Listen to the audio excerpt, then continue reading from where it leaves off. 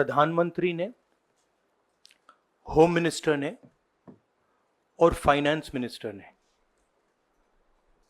Stock market पर टिप्पणी दी। प्रधानमंत्री ने 2-3 बार 4 बार देश को कहा कि स्टॉक मार्केट तेजी से आगे बढ़ने जा रही है। होम मिनिस्टर ने सीधा कहा कि 4 जून को स्टॉक मार्केट आसमान में जाएगी, लोगों को खरीदना चाहिए। और यही मैसेज फाइनेंस मिनिस्टर ने दिया। फर्स्ट, ये आज थोड़ा हम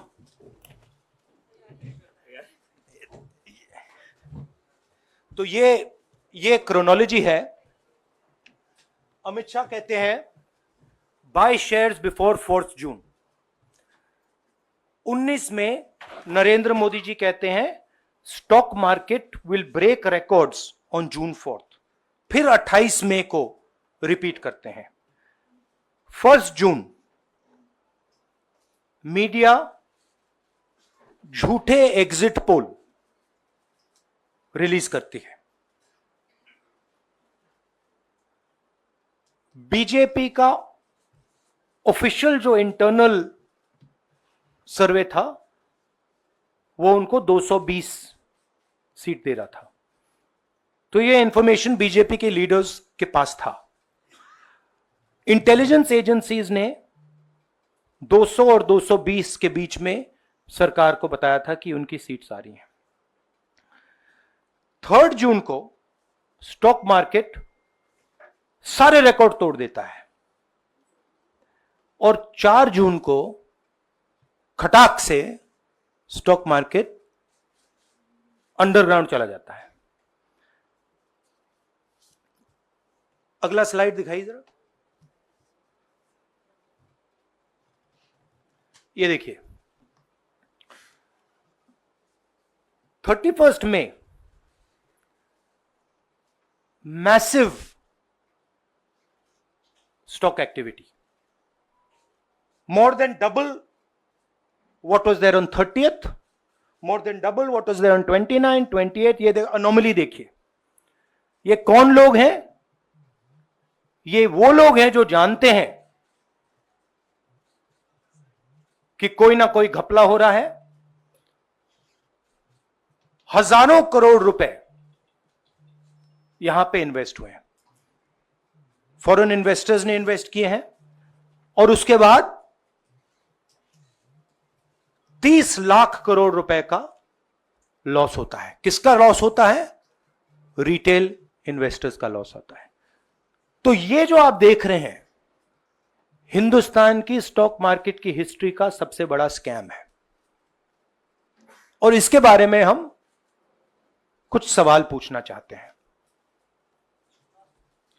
पहला सवाल, why did PM&HM give specific investment advice to the 5 crore families investing in the stock market? Is it their job to give investment advice?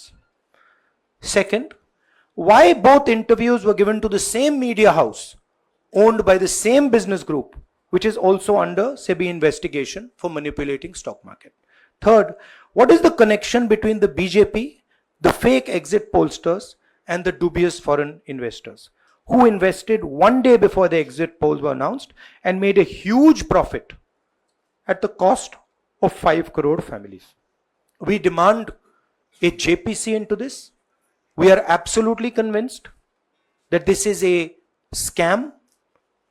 Somebody has made thousands of crores of rupees at the cost of Indian retail investors, and the Prime Minister and the Home Minister have given an indication to buy. And this is a criminal act. So we demand today a joint parliamentary committee to investigate this. मैं हिंदी में बोल देता हूं। प्रधानमंत्री ने देश की जनता को इन्वेस्टमेंट एडवाइस क्यों दी और 5 करोड़ परिवारों को जो इन्वेस्ट करते हैं उनको प्रधानमंत्री ने, होम मिनिस्टर ने स्टॉक खरीदने का आदेश क्यों दिया? दूसरा, दोनों इंटरव्यूज जो किए गए थे वो अदानी जी के जो चैनल्स हैं उनको दिए गए थे, उन पर सेबी का इन्वेस्टिगेशन हो रहा है, तो उन चैनल्स का क्या रोल है?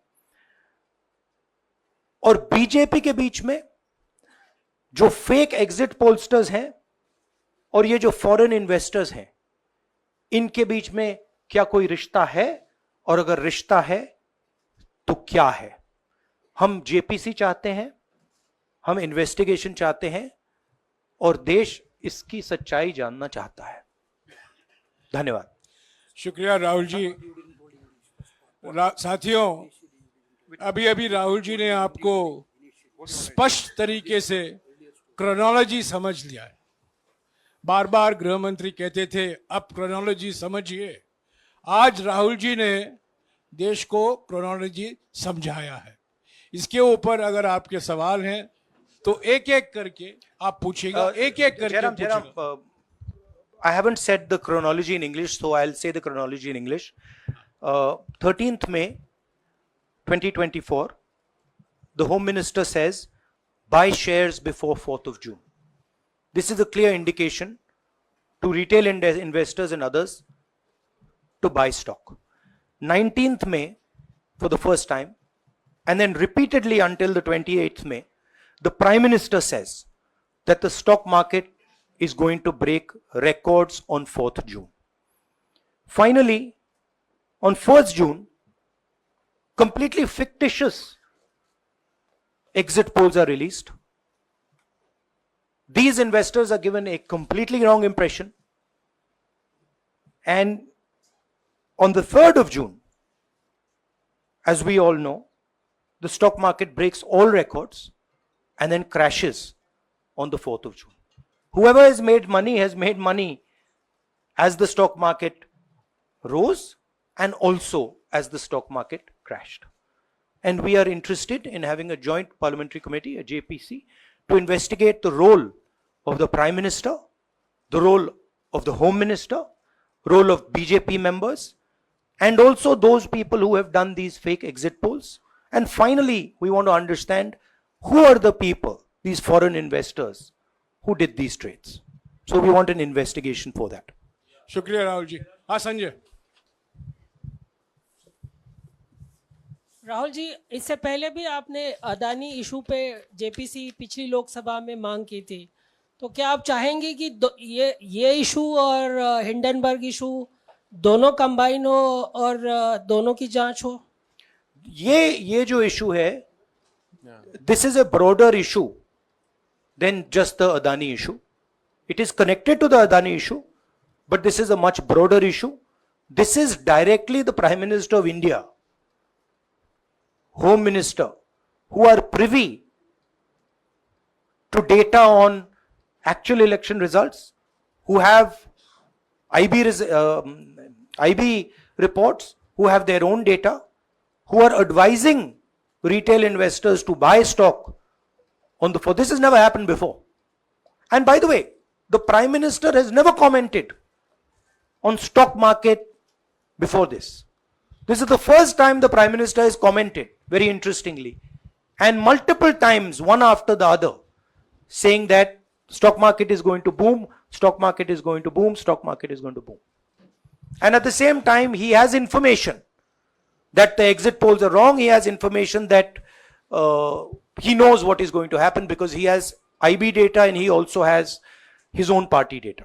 हाँ जी रवि। राहुल जी, मेरा सवाल यही है कि जी न्यूज़ ने भी ये सारी चीज बताई है जनता को कि कई चैनलों ने मिलकर ये सब चीज किया है, जिस तरह से एग्जिट पोल करके लोगों को गुमराह किया है, जिस तरह से शेयर बाजार में सारा कुछ हुआ है।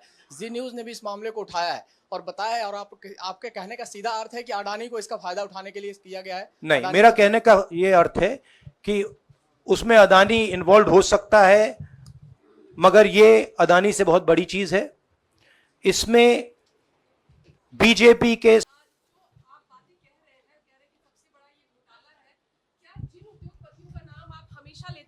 चुनावी जो रैलियां रही हैं उसमें भी और उसके बाद भी, क्या आप कहना चाहते हैं कि सरकार ने मदद की है उन उद्योगपतियों को और अमीर बनाने में? नहीं, मैं कह रहा हूं, मैं सिर्फ सरकार की बात नहीं कर रहा हूं, मैं दो इंडिविजुअल्स की बात कर रहा हूं। प्रधानमंत्री ने और हिंदुस्तान के सब रिटेल इन्वेस्टर्स जिनको नुकसान हुआ है, मैं आपसे बोल रहा हूं, आपको यह बात समझ आ जाएगी। आपका पैसा गया है, आपकी कमाई गई है, आपको नुकसान हुआ है, और इसमें करोड़ों युवा हैं जो ईमानदार हैं। तो नरेंद्र मोदी जी ने, अमित शाह जी ने आपको मैसेज दिया कि 4 तारीख को स्टॉक मार्केट आसमान छुएगी, और आपने उन पर भरोसा किया। मगर सच्चाई यह थी कि नरेंद्र मोदी को मालूम था कि 4 जून को स्टॉक मार्केट आसमान नहीं छुएगी। 4 जून को स्टॉक मार्केट का जबरदस्त नुकसान होने जा रहा है, क्योंकि उनके पास इंटेलिजेंस की रिपोर्ट थी और बीजेपी का जो इंटरनल असेसमेंट था 220 सीट का, वो उनके हाथ में था। तो मेरा यह सवाल है, और मैं आपसे इन्वेस्टर से कहना चाहता हूं कि आपको जो चोट पहुंची है, जो आपको दर्द हुआ है, वो चोट नरेंद्र मोदी जी और अमित शाह के बयान ने आपको पहुंचाई है। और हजारों करोड़ रुपए किसी ना किसी ने चोरी की है, वो आपके जेब से गए हैं, रिटेल इन्वेस्टर्स के जेब से गए हैं। तो मैं चाहता हूं, आपके लिए बोल रहा हूं, मैं आपके लिए बोल रहा हूं कि इन्वेस्टिगेशन होना चाहिए, पता लगाना चाहिए कि प्रधानमंत्री जी ने, होम मिनिस्टर ने आपको यह गलत इंफॉर्मेशन क्यों दी, और ये कौन लोग हैं, इन्वेस्टर्स जो हैं, फॉरेन इन्वेस्टर्स हैं, जिन्होंने इस दिन फायदा उठाया। ये देखिए ग्राफ है, ये रेड चार्ट जो है, इसको देख लीजिए। ये नॉर्मल ट्रेडिंग है, ये नॉर्मल ट्रेडिंग है, ये ग्रे वाली नॉर्मल ट्रेडिंग है, और ये जो ट्रेडिंग है, ये अबनॉर्मल ट्रेडिंग है, ये 2-3 गुना है, और फिर ये हुआ है नुकसान। तो ये नरेंद्र मोदी जी और अमित शाह से मैं पूछ रहा हूं कि आप में इसमें आपका क्या रोल था, और रिटेल इन्वेस्टर्स के लिए पूछ रहा हूं, आपकी मदद करने के लिए पूछ रहा हूं, और इन्वेस्टिगेशन होगा तो आपके लिए होगा। धन्यवाद। शुक्रिया।